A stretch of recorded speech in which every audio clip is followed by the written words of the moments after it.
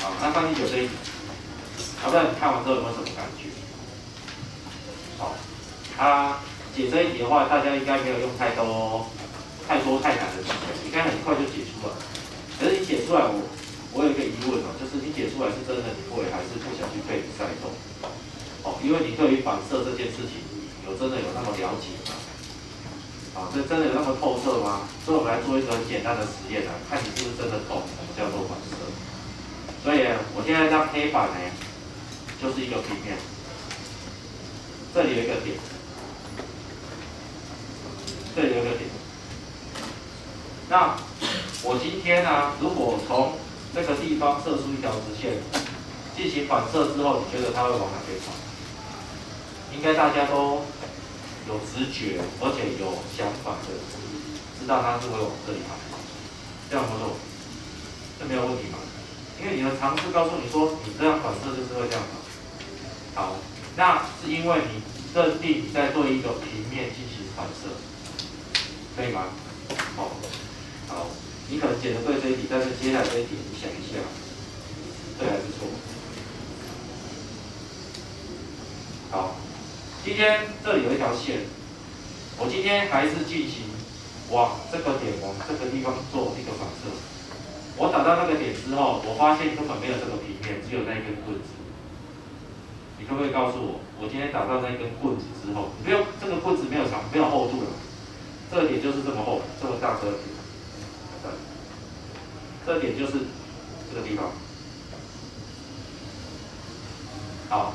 我打到他身上之后，请问一下，你觉得我的反射方向会是哪个方向？其实心中自己想一下。我打到他，我从我的这个地方打到他，你觉得我会跟刚才一样这样子反射，还是有哪一个方向去反射？你应该会有想法。往哪个方向？大概稍微比一下，让我看一下。这样，这样，是往那边，还是往这边？还是还有别的想法，所以你会往哪边反射好？所以我现在问题就是，请问一下，我看正面反射对整个平面反射，那我会这样子反射，一样的点对一样的入射点，反射的方向会变成这样。现在如果对线来讲，为什么有的人会觉得是往这样？当然还有人讲这样，有人讲这样，有人讲继续这样，但是到底哪一个才会对？为什么会改变？所以我们就先来介绍一下，你对于反射的了解到底有多少？我们来先讲一下。所以反射，请你要记一下这件事情。反射是由入射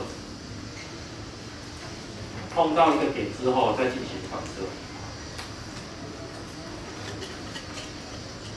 所以反射这个动作是由一个入射之后再做一个反射的动作所构成的一个流程，不然，你看这条线就是反射哪来的谁知道它怎么反？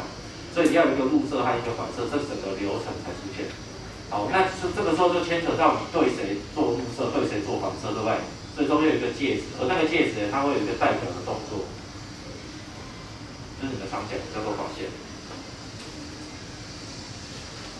而这3个东西呢，基本上在我们的认知里面，它是一个具有方向、长度可以估计的向量，它是具有方向的，入射、反射都是具有方向，甚至连法线这条线都是有方向的。而这3个方向，它要求满足这3方向要满足一个东西叫做构面，它要产生构面这件事情，可以吗？所以今天反射的原理一定要先满足第一点，如果你没有满足第一点的话，那就没救了，就不行。好，那第2点才是你们最习惯的那一个，叫做入射角和反射角。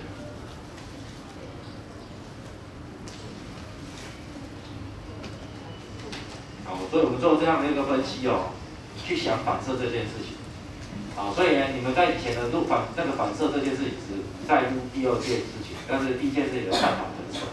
那为什么第1件事情的探讨会那么少？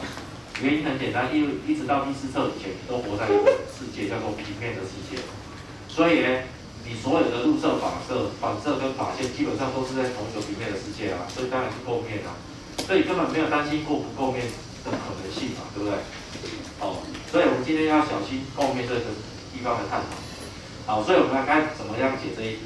那这一题的解法不难，按照这两个原则 ，xy 平面，那我就令红色现在看到的这个平面就是 xy 平面。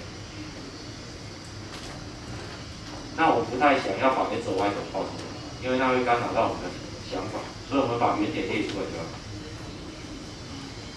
按照它题目的说明，它现在有一个点叫做 P 点，它从121出发，射向000这个点。所以121这个点呢，假设是在这个地方的上方，这个点的上方叫121。那这个点呢，我们就设为令它叫做 P 点呢，在平面上的投影点。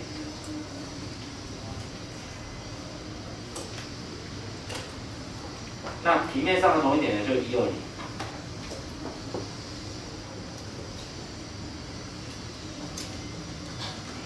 哦，对啊，因为投影在平面上嘛，所以就这个点。那这个是投影点。好，那你今天呢，你的反射的动作只有一个入射嘛？那入射怎么入射？就帮你射起来。好，入射。那我现在开始去想反射的方向。好，那你就会想，老师，那我反射是不是要有一个法线？好，那法线这件事情，请问一下，在平面上你怎么知道它的入射角、反射角的法线是哪里？跟平面垂直，为什么你觉得是跟平面垂直？法线这种东西为什么叫做跟平面垂直？对不对？那请问一下，我刚才是不是对一条线做反射，对不对？那我打到这里的时候，请问一下，它的这根棍子是一条线哦。我打到这根棍子，你觉得它的法线是哪个方向？你讲不出来，为什么？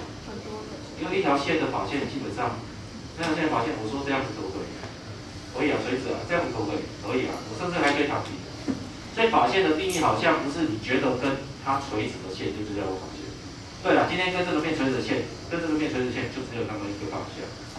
可是呢，如果你是用垂直它的方向来讲的话，那等一下对线就解释不出来。所以法线这件事情的话，我们就称为你出发的那个点对于你的介质的投影方向，我们就称为法线。所以原来你的法线其实在这里就发生了。所以我刚才在做投影，这个就是法线。原来这个方向其实跟你所谓想要的那个法线的方向是不是很像？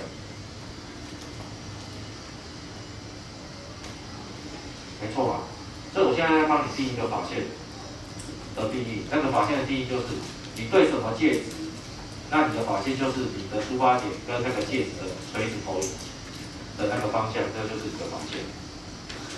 好，所以这个时候呢，因为等一下我们说过3个向量要构面，但是一个面基本上只要几个向量就可以产生，2个就可以产生。所以等一下我要做的事情就可以开始做。所以我开始要解题了。解完题之后，我们再来解释说我们的做法完完全全符合你的反射的那2个动作。好，那我要做的方法就是这里做连线，因为这是垂直投影，所以这是垂直。做好之后呢，我将它往下再做对称点，得到 P 大 O 图案叫做1、2、4。因为是对称点，所以这2个等连接起来之后，连接这个向量，产生一个这样的向量，而这个向量再延伸出来，即我们要的 R 点向量，就是说，好，看一下我们的动作，看一下，老师，那你可以告诉我，这哪有符合你的要求？第一个。入射的方向、法线的方向跟反射的方向有没有构面啊？好，我告诉你有构面，为什么？因为你的第一个面已经在这个三角形的产生的时候已经出现所谓的面，因为三角形就是一个面的最基本构造。你的法线第一，你用这样子做定义法线，对不对？那这个就是你的入射线，所以这里有一个三角形，基本上就是我要的那个面。你的所有反射的动作都要在这个橘色的面衍生出来的面去进行，而这个面我有没有让它继续发展下去？有，我将这条线继续画下去。所以请问一下，我再往下画的这个三角形，有没有跟你是同一个面？有啊，下面这个跟它是同一个面。而你等一下要讲的那个向量，有没有是从这个面上画出来的延伸？有啊，所以在这个面上的向量拉出来还是这个面上的向量。所以基本上我各位证明，红色、蓝色、橘色都是同一个面。啊，我证明完毕同面了，后面了，对不对？那接下来我要证明所谓的入射角跟反射角。那入射角跟反射角其实就是你的定义就是跟法线的夹角，跟法线的夹角要相等，所以我要证明西达1跟西达2是一样大。这两个角我要怎么证明它一样大？我很难证，所以我决定用这个来证。阿法 y， 我不会证这个，那我会证这个，因为我知道这是法线，它跟这个介质是垂直的方向，跟这个介质垂直的方向，所以这个阿法角是西达角的什么余角。而我今天往下做的这个三角形，我这个余角会被复制过来，到这里，这里是阿法 y。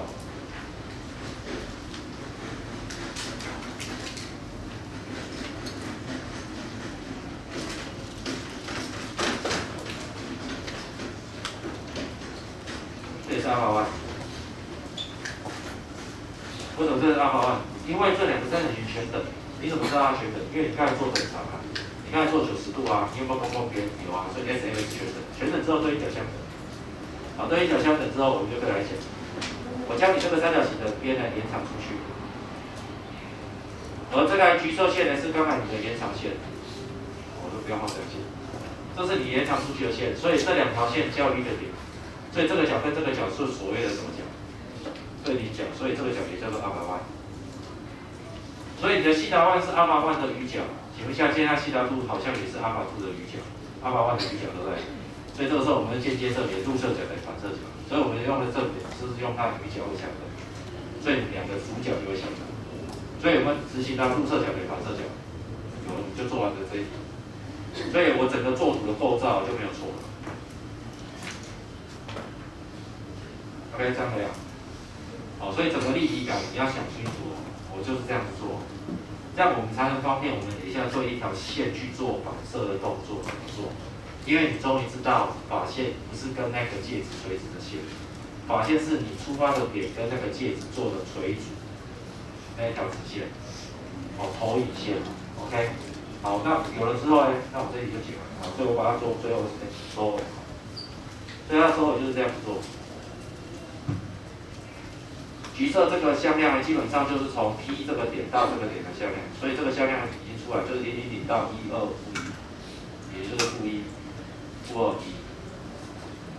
可是题目它告诉你说，等一下 O 到 R 的这个向量是 PO 这个向量的长度2倍。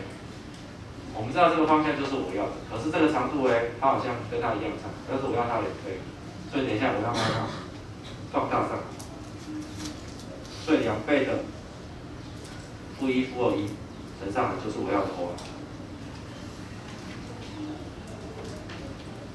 所以我就得到 OR 向量就等于2倍的-1，-2，-1，好，就得到-2，-4，-2。而我要的 R 点就是从 O 点出发，往 OR 方向前进，所以答案出来就是这个。好，答案对。好，这样子。哦，所以怎么样把它解释清楚？你要这样解释。不是很单纯说，老师我对称啊，就这样子连过去啊。理由是什么？你只是习惯这个动作，可是你不知道它的原因，那就很麻烦。OK， 可以哦。好，可以的话，那我们就来写这句话，改成以力轴为反射线，反射的介质，也就是把这句话改成以力轴为反射的介质。你的出发点还是跟刚才一样，你碰到的点还是跟刚才一样，因为这个点也会在力轴上。但是呢，请问一下，这个时候反射之后通过 R 点，继续满足这个 R 点坐标是多少？不是要求那个，我只是要你会不会画这个？所以我们可以来算算看这个。所以算出来看看这样出来的结果会不会跟对平面做反射的结果会不会一样？我们当然现在已经知道它不一样了，所以但是我们现在用算的来证明它是不一样的。所以我们来算一下。所以我在这边先把图形剪一下。P 点坐标是121，121来说，这是力轴。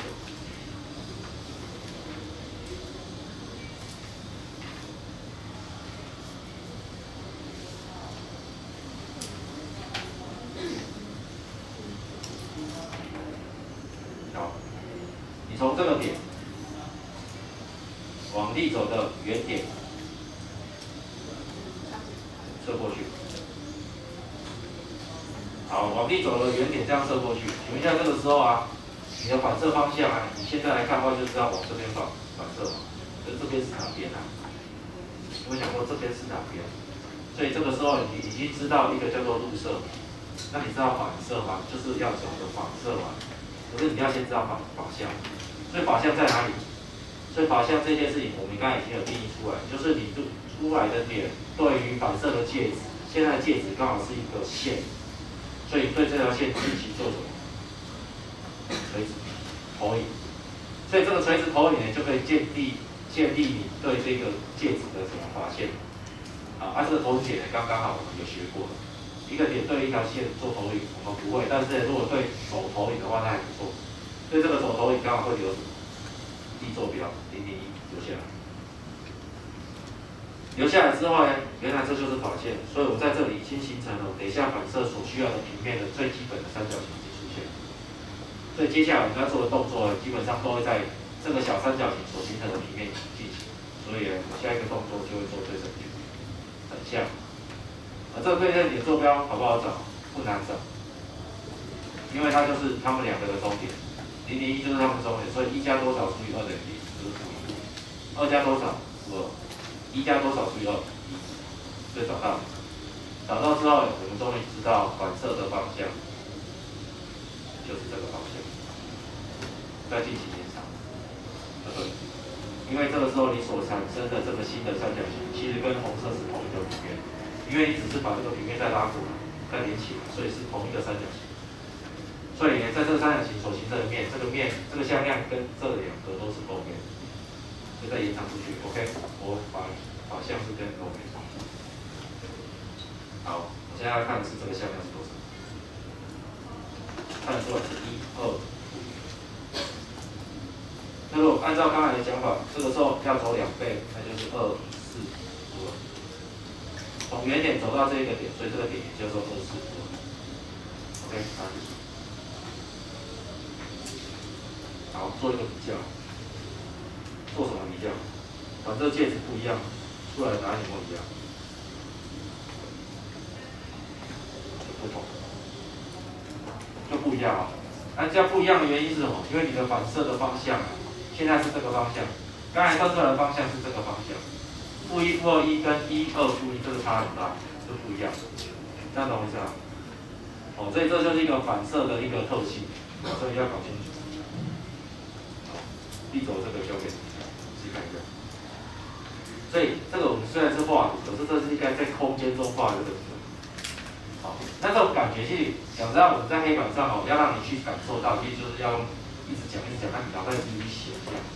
可是我昨天去看医生的时候，刚好经过那个巴德路，如果有空的话，你们放学可以去巴德路一下，在那个光华商场那边有一个 HTC 的旗舰店，你去那2楼去给他拿一个号码牌上去，它有一个叫做那个 VR 3D 的体验，真的很炫，我跟你讲，你就带着那个我这样地都高昂的，我还是要去玩一下，就戴那个眼镜，手上拿2个摇杆。他的，我觉得那个人还蛮我觉得还有就全部退回去，叫他送那个给我。他就是在他的小房间里面就递了2个感应器，之后你就拿着那个摇杆你在那个就进入那个模拟的空间里面，很炫哦。这真的很吓坏。手上那个摇杆，它的第一个游戏是把那个摇杆当成画笔，我就在上面画，我就画了一个6面体。你看数学老师的职业病就是给你玩的，你还是开始玩数学。6面体之后，我在上面画一个正四面体在里面发生。后来看一看之后，好像我还自己投进去里面再看一下，真的很像，整个立体感就非常的好。我跟你讲，所以真的要去体验一下，体验完之后你就知道那个差别很大。它重点是第2个游戏，就是你那个摇杆它就变成一把枪。那个就进入游戏画面，就是你会看到四面八方有那个僵尸冲过。对，你就拿一把枪，就很有这种快感，还换弹子。可是后来就玩到后面，我就想说，但是让僵尸靠近我一点，看看僵尸到底长怎样。这我跟你讲，你不要做，如果你真的有去玩，就不要做这种决定，因为真的他靠近你，你会吓一跳，真的会它会到你那边回应你一拳，你会吓一跳这样。我觉得那个还蛮好，所以有空可以去玩一下。这个感觉还不错，因为我觉得这种东西啊，如果以后他如果弗莱德他跟 HTC 如果送我们这个的话，全班每个人都戴头套，我们要进入虚拟世界里面，我们就开始上地图。我天，他很炫。对，它最后还有一个叫做游览模式，就是它让你到世界各地去旅行，所以它其中一个地点就是外太空，所以你就跑到外太空里面去，就有喷射器，就可以在外太空里面喷来喷去的。对，我去了那个什么土星环还是火星环？是土星环，我觉得土星环的一个小卫星登陆一下，还蛮好玩。有空可以去玩一下，这种立体的东西太炫了。OK， 好，这边。